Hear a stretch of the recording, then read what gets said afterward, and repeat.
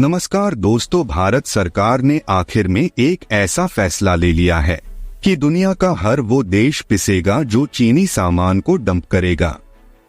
और हाल ही में बहुत बड़ा सबूत मिला है। और भारत के साथ FTA साइन कर चुका साउथ अफ्रीका देश अब भारत के गुस्से का शिकार होने वाला है। दरअसल चीन ने अपने ऊपर लगे प्रतिबंधों से बचने के लिए एक नया तरीका निकाला है। और उसका तरीका यह है कि अपने देश द्वारा बनाए गए सामान ऐसे देश में एक्सपोर्ट किया जा रहा है जिन देशों के साथ Bharat free trade organisation sign कर चुका है। एक देश है वियतनाम, जिसके यहां पर चीन की वजह से काफी बड़ी मात्रा में इंडस्ट्रियलिज्म चालू हो चुका है।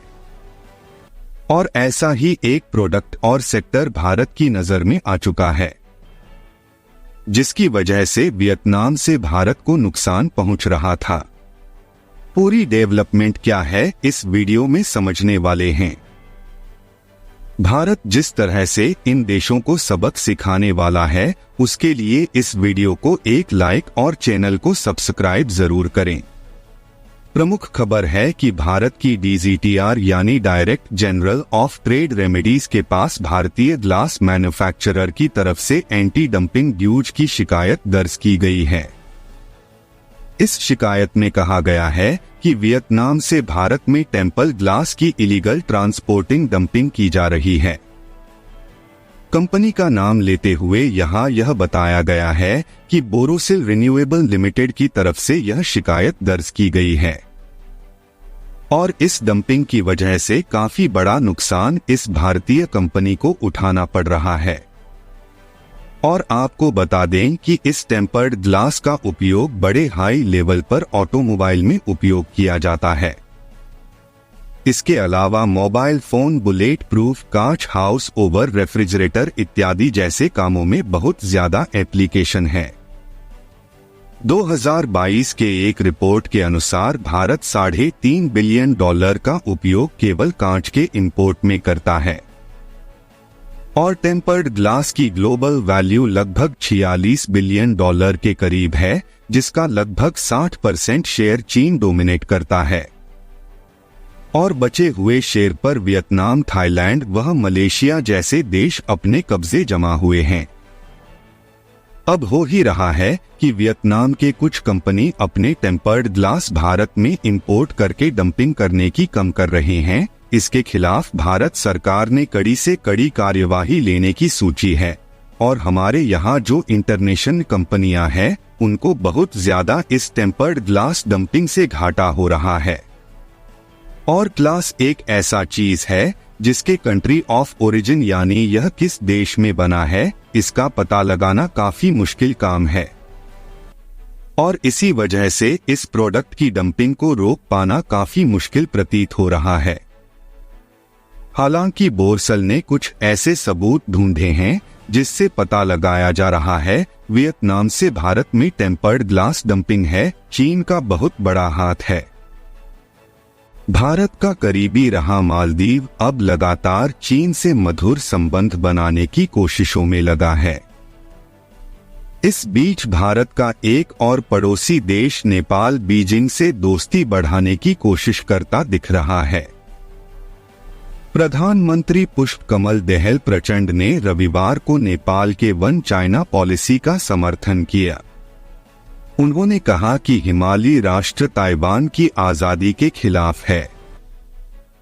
गौरतलब है कि मालदीव भी वन चाइना पॉलिसी के प्रति समर्थन जता चुका है। काठमांडू में चीनी नव वर्ष समारोह के उद्घाटन समारोह में उन्होंने कहा, Nepal people's republic of China की सरकार को पूरे चीन का प्रतिनिधित्व करने वाली एकमात्र कानूनी सरकार के रूप में मान्यता देता है और ताइवान चीन के क्षेत्र का एक अविभाज्य हिस्सा है।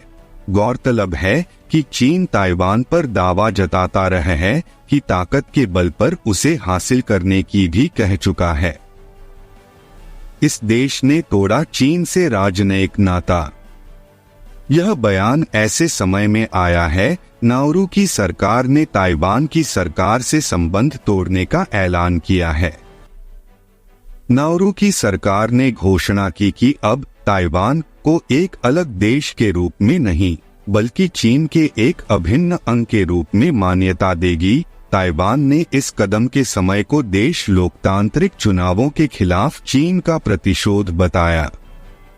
नाउरू के इस फैसले के बाद केवल 12 देश ही बचे हैं जो अभी भी ताइपे के साथ राजनयिक संबंध बनाए हुए हैं, जिनमें ग्वाटेमाला, पैराग्वे और मार्शल द्वीप शामिल हैं।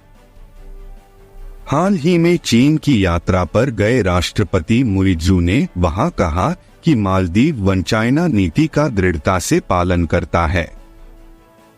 उन्होंने कहा कि राष्ट्रीय संप्रभुता, स्वतंत्रता और क्षेत्रीय अखंडता की सुरक्षा में दृढ़ पारस्परिक समर्थन मालदीव चीन संबंधों के निरंतर और मजबूत विकास के लिए एक ठोस आधार है। ताइवान के चुनाव नतीजे से चीन नाराज। गौरतलब है कि हाल ही में ताइवान के चुनाव में वोटर्स ने संप्रभुता समर्थक उम्मीदवार विलियम लाई को अपना अगला राष्ट्रपति चुना। इस चुनाव नतीजे से बीजिंग खासा नाराज हो गया।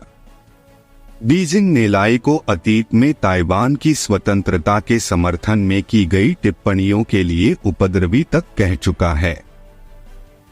मालदीव के राष्ट्रपति मोहम्मद मुइज़ू को झटका देते हुए भारत समर्थक विपक्षी दल मालदीवियन डेमोक्रेटिक पार्टी (एनडीपी) ने राजधानी माले के मेयर चुनाव में प्रचंड जीत हासिल कर ली है। एनडीपी उम्मीदवार आदम अजीम को माले का नया मेयर चुना गया है। यह पद मुइज़ू के पास था। मुइज़ू ने पिछले साल राष्ट्रपति चुनाव लड़ने के लिए पद से इस्तीफा दे दिया था। भारत समर्थक ने जीता चुनाव। मालदीव की मीडिया ने अजीम की विजय को प्रचंड जीत और बड़े अंतर से हासिल की गई जीत करार दिया है। एनडीपी का नेतृत्व भारत समर्थक पूर्व राष्ट्रपति मोहम्मद सोलेह कर रहे हैं, जो राष्ट्रपति चुनाव में चीन समर्थक नेता मुइज़ू से हार गए थे। बताया जा रहा है कि अंतरिम नतीजों से पता चलता है कि अजीम ने 45% मतों के साथ जीत हासिल की, जबकि मुइज़ू की पीपुल्स नेशनल कांग्रेस (पीएनसी) की अज़िमा शकूर को 29% मत मिले। जाने कितना मतदान दर्ज किया गया। मेयर सीट के लिए चुनाव लड़ने वाले अन्य व्यक्तियों में द डेमोक्रेट्स के उम्मीदवार सैफ फातेह और निर्दलीय उम्मीदवार हुसैन वहीद और अली शुएब शामिल थे। बताया जा रहा है कि शनिवार को हुए मतदान में कम मतदान दर्ज किया गया। 54,680 पात्र मतदाताओं में से लगभग 30% ने मतदान किया। मेयर चुनाव की जीत से एनडीपी की राजनीतिक किस्मत पुनर्जीवित होने की उम्मीद है, जिसके पास अभी भी संसद में बहुमत है। चीन की 5 दिवसीय राजकीय यात्रा के बाद शनिवार को माले लौटे मुइज़ू ने अजीम को बधाई दी और माले सिटी काउंसिल और मेयर के साथ सहयोग करने का वादा किया। अजीम ने कहा है कि उनकी जीत माले के सभी निवासियों की जीत है। साथ ही अजीम कहते हैं कि उन लोगों के प्रति आभार व्यक्त किया जिन्होंने उनका समर्थन किया और चुनाव में उन्हें वोट दिया।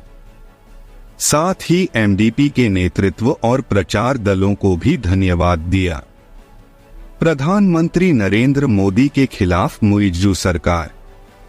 मेयर पद के लिए चुनाव। प्रधानमंत्री नरेंद्र मोदी के खिलाफ मुइज़ू सरकार के 3 उपमंत्रियों ने पोस्ट की अपमानजनक टिप्पणी की। प्रधानमंत्री मोदी के खिलाफ मालदीव के उपमंत्रियों की टिप्पणी के बाद भारत के साथ राजनयिक विवाद उत्पन्न हो गया था। मुइज़ू ने 3 मंत्रियों को उनके सोशल मीडिया पोस्ट के बाद निलंबित कर दिया था। चीन की अपनी हालिया यात्रा के दौरान मुइज़ू ने मालदीव को बीजिंग के करीब लाने का प्रयास किया।